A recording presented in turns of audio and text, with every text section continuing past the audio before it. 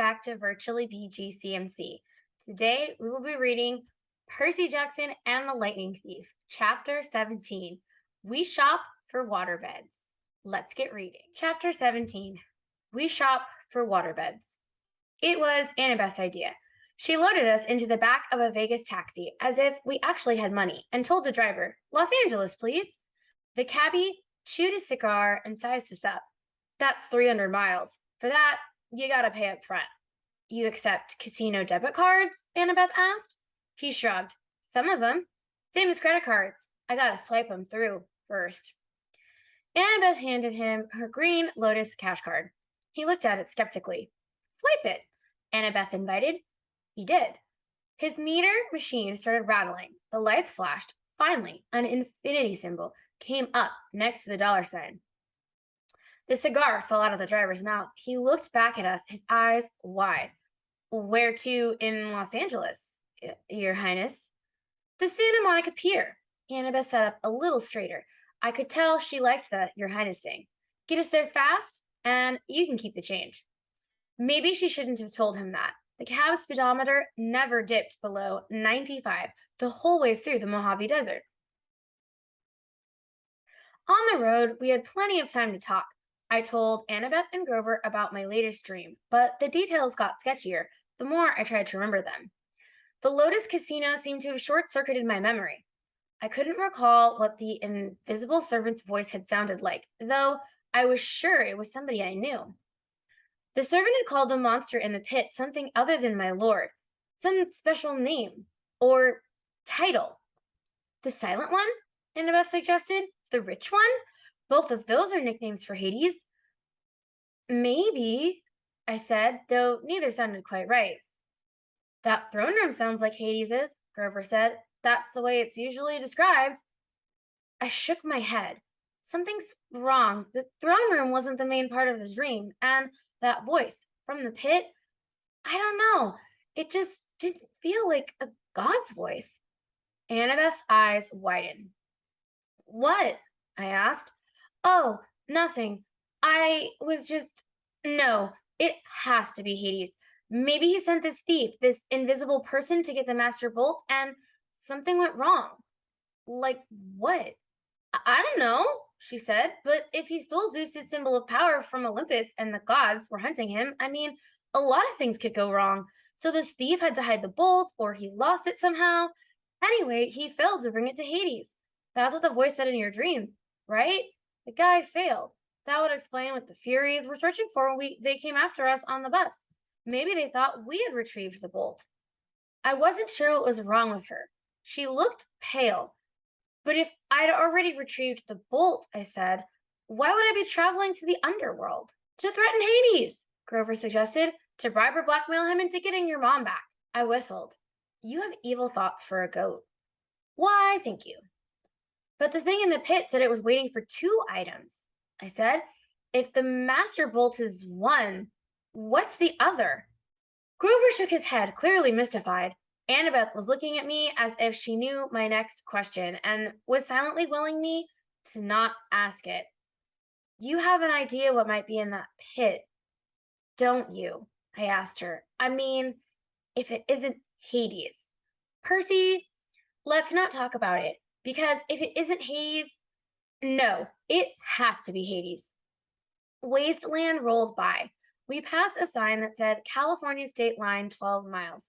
I got the feeling I was missing one simple, critical piece of information. It was like when I stared at a common word I should know, but I couldn't make sense of it because 1 or 2 letters were floating around. The more I thought about my quest, the more I was sure that confronting Hades wasn't the real answer. There was something else going on, something even more dangerous. The problem was, we were hurtling toward the underworld at 95 miles per hour, betting that Hades had the master bolt. If we got there and found out we were wrong, we wouldn't have time to correct ourselves. The solstice deadline would pass, and war would begin. "The answer is in the underworld," Annabeth assured me. "You saw spirits of the dead, Percy. There's only one place that could be. We're doing the right thing." She tried to boost our morale by suggesting clever strategies for getting into the land of the dead, but my heart wasn't in it. There was just too many unknown factors. It was like cramming for a test without knowing the subject, and believe me, I'd done that enough times. The cabs sped west. Every gust of wind through Death Valley sounded like a spirit of the dead. Every time the brakes hissed on an 18-wheeler, it reminded me of Ekenna's reptilian voice. At sunset, the taxi dropped us at the beach in Santa Monica. It looked exactly the way LA beaches do in the movies, only it smelled worse. There were carnival rides lining the pier, palm trees lining the sidewalks, homeless guys sleeping in the sand dunes, and surfer dudes waiting for the perfect wave. Grover, Annabeth, and I walked down the edge of the surf. What now? Annabeth asked. The Pacific was turning gold in the setting sun. I thought about how long it had been since I'd stood on that beach in Montauk on the opposite side of the country, looking out at a different sea. How could there be a God who could control all that? What did my science teacher used to say? 2/3 of the Earth's surface was covered in water. How could I be the son of someone that powerful? I stepped into the surf. Percy, Annabeth said, what are you doing? I kept walking up to my waist and then my chest. She called after me. You know how polluted the water is? There's all kinds of toxic. That's when my head went under. I held my breath at first. It's difficult to intentionally inhale water. Finally, I couldn't stand it anymore. I gasped. Sure enough, I could breathe normally. I walked down into the shelves. I shouldn't have been able to see through the murk, but somehow I could tell where everything was. I could sense the rolling texture of the bottom. I could make out sand dollar colonies dotting the sandbars. I could even see the currents, warm and cold streams swirling together. I felt something rub against my leg, and I looked down and almost shot out of the water like a ballistic missile. Sliding along beside me was a 5-foot-long mako shark. But the thing wasn't attacking. It was nuzzling me, healing like a dog. Tentatively, I touched its dorsal fin. It bucked a little as if inviting me to hold tighter. I grabbed the fin with both hands. It took off, pulling me along. The shark carried me down into the darkness. It deposited me at the edge of the ocean proper, where the sandbank dropped off into a huge chasm. It was like standing on the rim of the Grand Canyon at midnight, not being able to see much, but knowing the void was right there. The surface shimmered maybe 150 feet above. I knew I should have been crushed by the pressure. Then again, I shouldn't have been able to breathe. I wonder if there was a limit to how deep I could go, if I could sink straight to the bottom of the Pacific. Then I saw something glimmering in the darkness below, growing bigger and brighter as it rose toward me. A woman's voice, like my mother's, called, Percy Jackson. As she got closer, the shape became clearer. She had flowing black hair, a dress made of green silk. Light flickered around her, and her eyes were so distractingly beautiful I hardly noticed the stallion-sized seahorse she was riding. She dismounted. The seahorse and the mako shark whisked off and started playing something that looked like tag. The underwater lady smiled at me. You've come far, Percy Jackson. Well done. I wasn't quite sure what to do, so I bowed. You're the woman who spoke to me in the Mississippi River. Yes, child, I am a Nereid, a spirit of the sea. It was not easy to appear so far upriver, but the naiads, my freshwater cousins, helped sustain my life force. They honor Lord Poseidon, though they do not serve in his court. And you serve in his court? She nodded. It has been many years since a child of the sea god has been born. We have watched you with great interest. Suddenly, I remembered the faces and the waves of the Montauk beach when I was a little boy, reflections of smiling women. Like so many of the weird things in my life, I'd never given it much thought before. If my father is so interested in me, I said, why isn't he here? Why doesn't he speak to me? A cold current rose out of the depths. Do not judge the Lord of the Sea too harshly, the Nereid told me. He stands at the brink of an unwanted war. He has much to occupy his time. Besides, he is forbidden to help you directly. The gods may not show such favoritism. Even to their own children? Especially to them. The gods can work by indirect influence only. That is why I give you a warning and a gift. She held out her hand. 3 white pearls flashed in her palm. I know you journey to Hades' realm, she said. Few mortals have ever done this and survived. Orpheus, who had great musical skill, Hercules, who had great strength, Houdini, who could escape even the depths of Tartarus. Do you have these talents? Um, no, ma'am. Ah, but you have something else, Percy. You have gifts you have only begun to know. The oracles have foretold a great and terrible future for you. Should you survive to manhood, Poseidon would not have you die before your time. Therefore, take these, and when you are in need, smash the pearl at your feet. What will happen? That, she said, depends on the need. But remember, what belongs to the sea will always return to the sea. What about the warning? Her eyes flickered with light green light.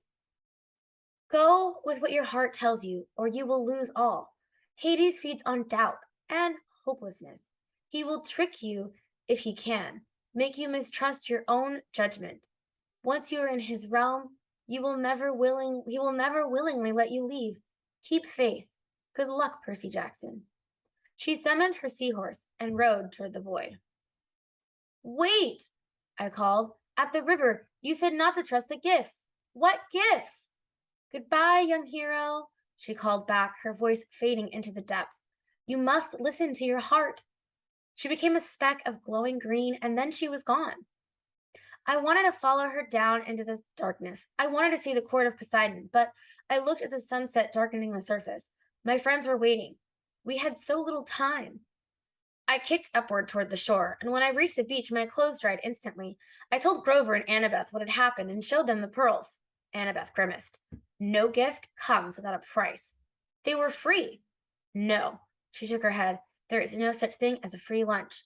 That's an ancient Greek saying that translated pretty well into American. There will be a price. You wait. On that happy thought, we turned our backs to the sea. With some spare change from Aries' backpack, we took a bus into West Hollywood. I showed the driver the underrolled address slip I'd taken from Auntie M's garden, Gnome Emporium, but he'd never heard of DOA recording studios. You remind me of somebody I saw on TV, he told me. You a child actor or something? I'm a stunt double for a lot of child actors. Oh, that explains it. We thanked him and got off quickly at the next stop. We wandered for miles on foot, looking for DOA. Nobody seemed to know where it was. It didn't appear in the phone book. Twice, we ducked into the alleys to avoid cop cars.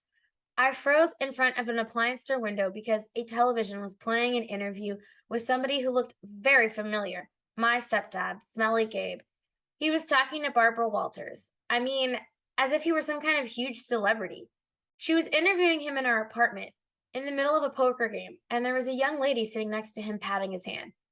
A fake tear glistened on his cheek. He was saying, Honest, Miss Walters, if it weren't for Sugar here, my grief counselor, I'd be a wreck.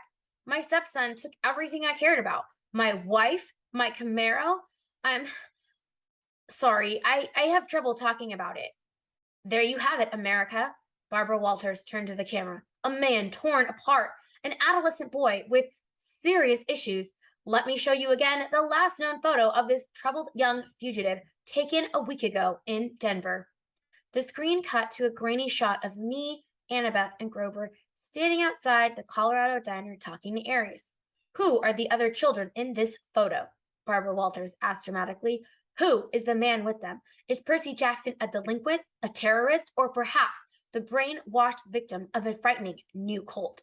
When we come back, we chat with leading child psychologist. Stay tuned, America. Come on, Grover told me. He hauled me away before I could punch a hole in the appliance store window. It got dark and hungry-looking characters started coming out on the streets to play. Now, don't get me wrong. I'm a New Yorker. I don't scare easy. But LA had a totally different feel from New York. Back home, everything seemed close. It didn't matter how big the city was. You could get anywhere without getting lost. The street pattern and the subway made sense.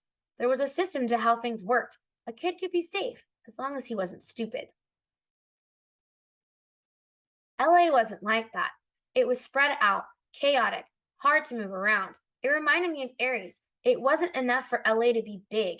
It had to prove it was big by being loud and strange and difficult to navigate, too.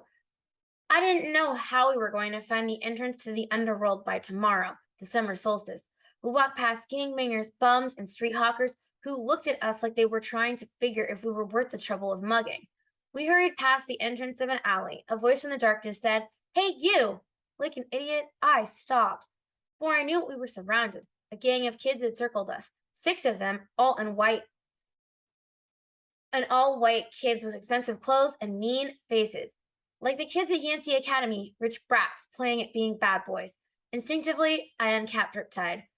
When the sword appeared out of nowhere, the kids backed off, but their leader was either really stupid or really brave, because he kept coming at me with a switchblade. I made the mistake of swinging. The kid yelped, but he must have been 100% mortal, because the blade passed through harmlessly. He looked down. What the? I figured I had about 3 seconds before his shock turned to anger. "Run!" I screamed at Annabeth and Grover. We pushed 2 kids out of the way and raced down the street, not knowing where we were going. We turned a sharp corner. "There!" Annabeth shouted. Only one store on the block looked open, its windows glaring with neon. The sign above the door said something like Kirsty's Watchery Bed Alpass? Krusty's Waterbed Palace? Grover translated. It didn't sound like a place I'd ever go in emergency, but this definitely qualified. We burst through the doors and ran past a giant waterbed and ducked in. A split second later, the gang ran past outside. "I think we lost him," Grover panted. A voice behind us boomed. "Lost who?" We all jumped. Standing behind us was a guy who looked like a raptor in a leisure suit. He was at least 7 feet tall with absolutely no hair. He had gray, leathery skin, thick-lidded eyes, and a cold reptilian smile. He moved towards us slowly, but I got the feeling he could move fast if he needed to. His suit might have come from the Lotus Casino. It belonged back in the 70s, big time. The shirt was silk paisley, unbuttoned halfway down his hairless chest, and the lapels on his velvet jacket were as wide as landing strips. The silver chains around his neck, I couldn't even count them. "I'm Krusty," he said with a tartar-yellowed smile. I resisted the urge to say, "Yes, you are." "Sorry to barge in," I told him. "We're just, browsing." "You mean hiding from those no-good kids?" he grumbled. "They hang around every night. I get a lot of people in here thanks to them. Say, you want to look at a waterbed?" I was about to say no thanks when he put a huge paw on my shoulder and steered me deeper into the showroom. There was every kind of waterbed you could imagine, different kinds of wood, different kinds of patterns of sheets, queen size, king size, emperor of the universe size. "This is my most popular model." Krusty spread his hands proudly over a headboard covered with black satin sheets with built-in lava lamps on the headboard. The mattress vibrated, so it looked like oil-flavored jello. "Million hand massage," Krusty told us. "Go on, try it. Shoot, take a nap. I don't care. No business today anyway." I don't think so." "Million hand massage," Grover cried and dove in. "Oh, you guys, this is cool." Krusty said, stroking his leathery chin. Almost. Almost. "Almost what?" I asked. He looked at Annabeth. "Do me a favor and try this one over here, honey. It might fit." Annabeth said, "But what?" He patted her reassuringly on the shoulder and led her over to the Safari Deluxe model with teakwood lions carved into the frame and a leopard-patterned comforter. When Annabeth didn't want to lie down, Krusty pushed her. "Hey!" she protested. Krusty snapped his fingers. "Ergo!" Ropes sprang from the sides of the bed, lashing around Annabeth, holding her to the mattress. Grover tried to get up, but the rope sprang from his black satin bed too and lashed him down. "Not cool!" he yelled, his voice vibrating from the million hand massage. "Not cool at all!" The guy looked at Annabeth and then turned toward me and grinned. "Almost. Darn it." I tried to step away, but his hand shot out and clamped around the back of my neck. Whoa, kid, don't worry. We'll find you one in a sec. Let my friends go. Oh, sure I will, but I gotta make them fit first. What do you mean? All the beds are exactly 6 feet, see? Your friends are too short. Gotta make 'em fit. Grover and Annabeth kept struggling. Can't stand imperfect measurements, Krusty muttered. Ergo! A new set of ropes leapt out the top and bottom of the beds, wrapping around Grover and Annabeth's ankles and then under their armpits. The rope started tightening, pulling my friends from both ends. Don't worry, Krusty told me. These are stretching jobs. Maybe 3 inches on their spines. They might even live. Why don't we find a bed you like, Percy! Grover yelled. My mind was racing. I knew I couldn't take on this giant waterbed salesman alone. He would snap my neck before I ever got my sword out. Your real name's not Krusty, is it? I asked. Legally, it's Procrustes. He admitted. The stretcher, I said. I remembered the story. The giant who tried to kill Theseus with excess hospitality on his way to Athens. Yeah, the salesman said, but who can pronounce Procrustes? Bad for business. Now, Krusty, anybody can say that. You're right. It has a good ring to it. His eyes lit up. You think so? Oh, absolutely, I said. And the workmanship on these beds, fabulous. He grinned hugely, but his fingers hadn't loosened on my neck. I tell my customers that every time. Nobody bothers to look at the workmanship. How many built-in lava lamp headboards have you seen? Not too many. That's right. Percy! Annabeth yelled. What are you doing? Don't mind her, I told Procrustes. Procrustes, she's impossible. The giant laughed. All my customers are. Never 6 feet exactly. So inconsiderate. And then they complained about the fitting. What do you do if they're longer than 6 feet? Oh, that happens all the time. It's a simple fix. He let go of my neck, but before I could react, he reached behind a nearby sales desk and brought out a huge, double-bladed brass axe. He said, I just center the subject as best I can and lob off whatever hangs out over on either end. Ah, I said, swallowing hard. Sensible. I'm so glad to come across an intelligent customer. The ropes were really stretching my friends now. Annabeth was turning pale. Grover made gurgling sounds like a strangled goose. So, Krusty, I said, trying to keep my voice light. I glanced at the sales tag on the Valentine-shaped honeymoon special. Does this one really have dynamic stabilizers to stop wave motion? Oh, absolutely. Try it out. Yeah, maybe I will, but would it work even for a big guy like you? No waves at all? Guaranteed. No way. Way. Show me. He sat down on the bed, patted the mattress. No waves, see? I snapped my fingers. Ergo. Ropes lashed around Krusty and flattened him against the mattress. Hey!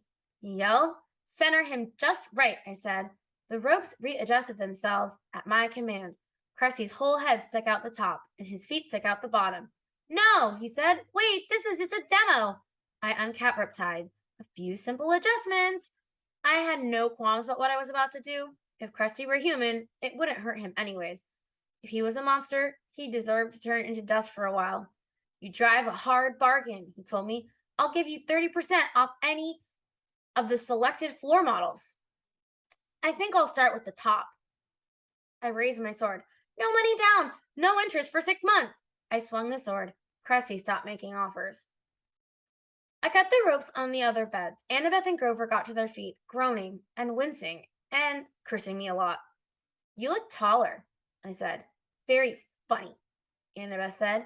Be faster next time. I looked at the bulletin board behind Krusty's sales desk. There was an advertisement for Hermes delivery service and another for an all-new compendium of LA area monsters. The only monstrous yellow pages you'll ever need. Under that, a bright orange flyer for DOA recording studios offering commissions for heroes' souls. We are always looking for new talent. DOA's address was right underneath with a map. Come on, I told my friends. Give us a minute, Grover complained. We were almost stretched to death. Then you're ready for the underworld, I said. It's only a block from here. All right, members, now that we've finished chapter 17, we shop for waterbeds, I have two questions for you. Question number one: who do you think is in the pit that Percy keeps seeing in his dreams? And question number two: do you think that the pearls that Percy received from the Nereid come with some sort of cost? If you know the answers, pop them in the comments below. And we'll catch you next time where we read chapter 18. Annabeth Goes to Obedience School. Bye!